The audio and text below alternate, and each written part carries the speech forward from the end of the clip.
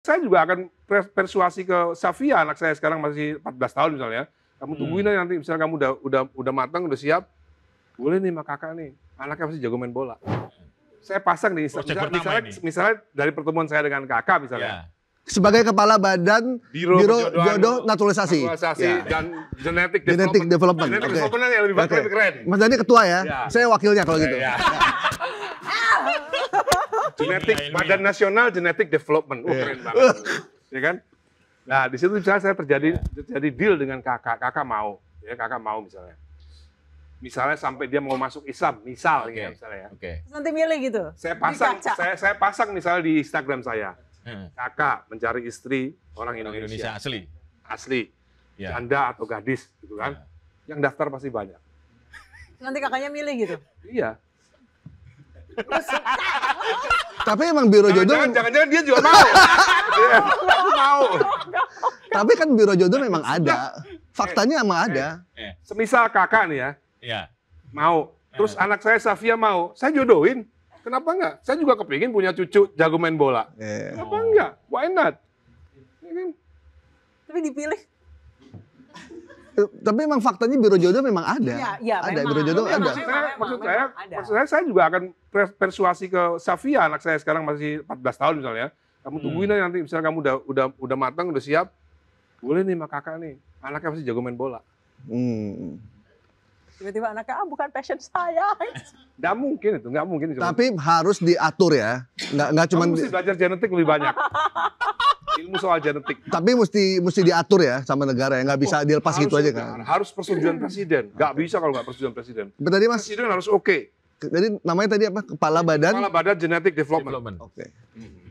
Berarti nggak boleh diler gitu ya, begitu lahir harus langsung dikontrak oleh negara. Harus kontrak negara, dan itu harus menjadi agreement bersama. Jadi next presiden. Kalau terjadi error, Mas?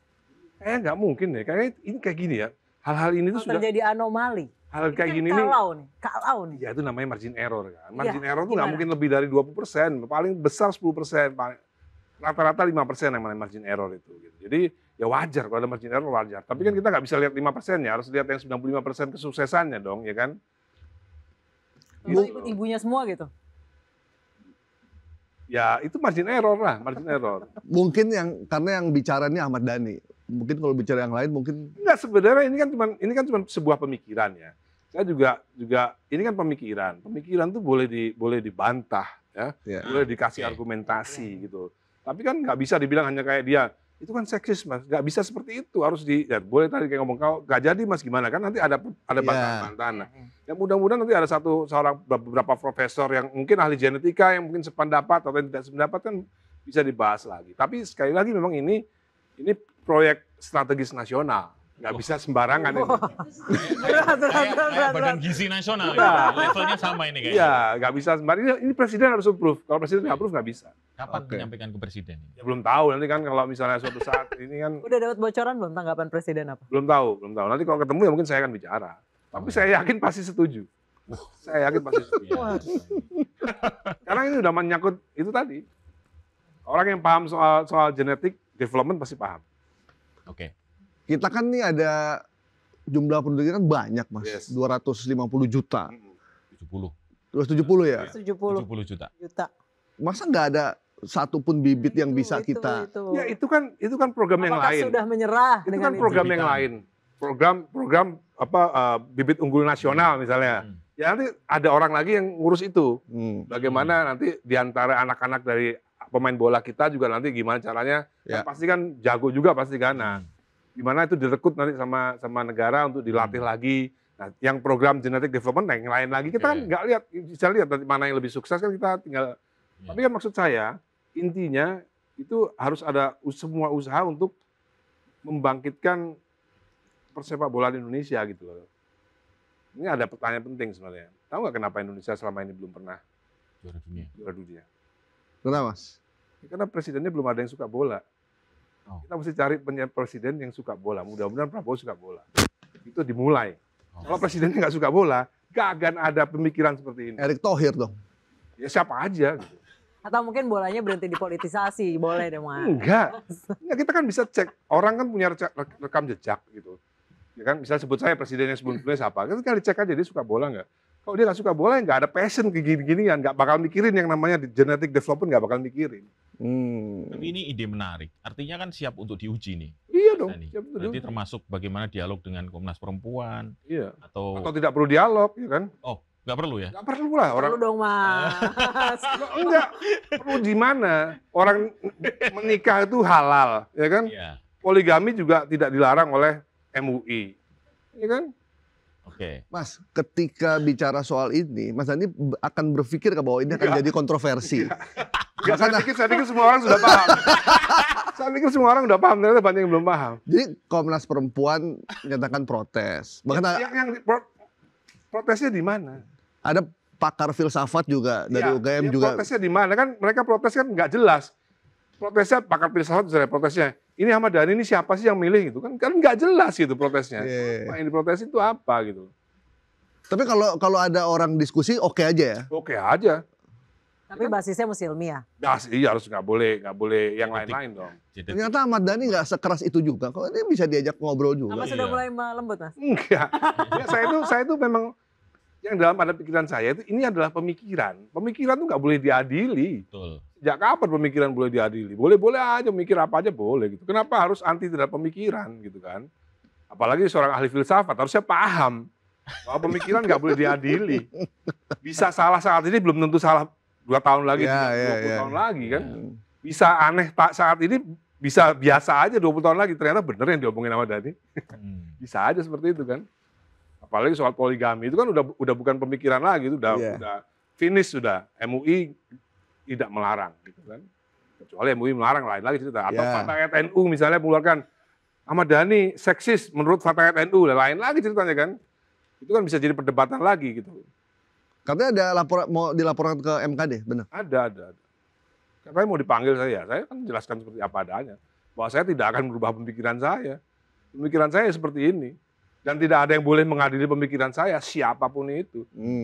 Tidak juga presiden. Ini pemikiran itu nggak boleh diadili. Hanya boleh dihidangkan. Silahkan mau dimakan atau tidak, nggak ada masalah. Jadi mau dipakai oke, enggak juga ya, sudah. Dong, gitu. Nama juga pemikiran. Kalau dari sesama Gerindra, sudah ada yang pernah mendebat ini, Mas? Nggak ada. Serius? Serius nggak ada. Yang perempuan sekalipun? Ya paling Saraswati Rahayu lah. Itu. Saya nyebut nama tuh nggak enak, Mas. Saya pengen nyebut nama nggak enak, monggo. Apa protesnya, Mas? Ya, dia nggak protes.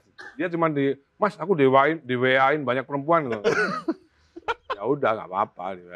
Responnya apa, Mas? Hanya itu aja? Biasa aja responnya. Tapi Mas Dhani menghargai perempuan kan? Ya jelas dong. Saya punya ibu, saya punya anak. Oke. Jadi nggak seperti yang orang bayangkan ya tentang. Ya orang salah bayangin aja.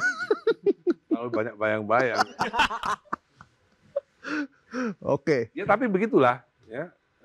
Kalau orang tanya, apakah saya anti poligami? Saya tidak anti poligami gitu. Saya juga tidak anti Syiah. Saya nggak anti apa-apa. Saya cuma anti kekerasan aja. Ya kan? Artinya saya nggak terhadap pemikiran saya nggak pernah anti. Sama HTI saya nggak anti. Ya. Ini kan udah tahu kan? Tahu. Sama FPI saya nggak anti. Berarti sama yang beda pemikiran juga nggak apa-apa ya? Nggak apa-apa dong. Mau diprotes, dilaporkan nggak ada masalah. masalah. Nggak ada masalah.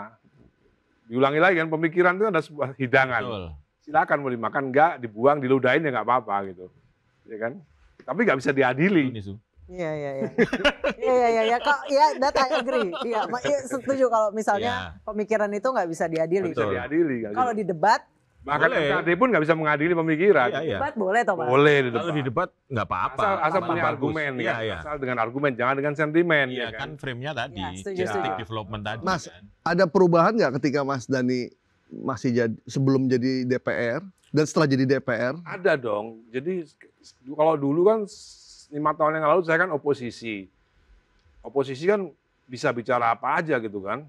Ya tanggung jawab sendiri kan. Masuk penjara juga sendiri. Nggak bareng teman-teman kan. Ya, that's act playing. Itu menjelaskan kenapa sekarang Mas Dhani diksinya lebih. Bukan. Lebih moderat lah. Justru lebih moderat. Bukan begitu. Justru saya kalau jadi oposisi kan kemungkinan masuk penjaranya kan di atas 50%. Ya kan? Kalau sekarang kan jadi partai. Berapa lama sih waktu itu, Mas Dhani? 11 bulan. Lumayan. Kalau sekarang tuh saya berubah bukan karena takut masuk penjara gitu kan. Sekarang kan Gerindra partai penguasa gitu kan. Dulu waktu Gerindra partai oposisi aja agak sulit-sulit juga masukin penjara kan, apalagi sekarang gitu kan. Kalau dulu kan salah aja dibela, apalagi benar gitu kan. Nah sekarang posisi saya kan jadi dari anggota parlemen dari partai penguasa. Itu yang membuat berubah kan saya nggak bisa ngomong sembarangan. Karena udah di brief bahwa saya sekarang bukan Ahmad Dhani yang dulu bukan anggota parlemen, saya anggota parlemen. Dan tidak boleh bicara sesuatu yang sifatnya strategis nasional. Gitu. Misalnya naik soal Danantara, saya nggak boleh jawab. Biar pimpinan yang jawab, gitu kan. Jadi jawabnya seputar ini aja ya. Komisi 10 aja. Komisi 10 aja lah. Komisi 10. Nah, itu pun yang tidak strategis ya. Suatu saat nanti kan ada Komisi 10, nanti ada isu strategis, saya juga nggak bisa ikut jawab. Ya, nanti ketua fraksi aja yang jawab. Atau ketua komisi yang dari Gerindranya. Jadi oposisi atau jadi bagian dari pemerintah? Ya sebenarnya agak kaget-kaget juga ketika jadi anggota parlemen tiba-tiba jadi anggota parlemen partai penguasa. Itu butuh adjustment lah. Butuh adjustment. Karena kan saya kan kritis banget orangnya. Iya. Kan? Jadi ya butuh adjustment. Jadi hati nurani berkecamuk dong nih. Iya. Iya, jujur banget. Memang iya. Makanya saya banyak diam. Begitu ngomong rame lagi. Mana ini?